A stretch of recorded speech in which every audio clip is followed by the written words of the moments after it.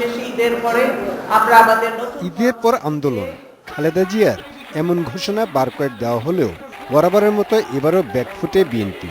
নির্দলীয় সরকারের দাবির পাশাপাশি গুম, খুন আর নেতাকর্মীদের উপর মামলা হামলার বিরুদ্ধে জনমত গঠনে আপাতত গণসংযোগের উপরই নির্ভর করছে দল। আগামী 30শে অক্টোবর নাটোরে, 12ই নভেম্বর কিশোরগঞ্জে এবং 29শে নভেম্বর কুমিল্লায় জনসভা করবেন খালেদা জিয়া।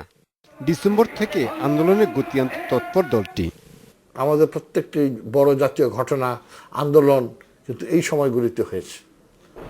তাই সামনে আমাদের নভেম্বর, ডিসেম্বর, জানুয়ারি, ফেব্রুয়ারি এবং মার্চ মাস, আমি আশা করি এর মধ্যেই আন্দোলন চূড়ান্ত রূপ নিয়ে এই সরকারকে বিদায় করবে। পদযাত্রা থাকতে পারে, জনসভা থাকতে পারে, গণজমায়েত থাকতে পারে, মহাসমাবেশ থাকতে পারে।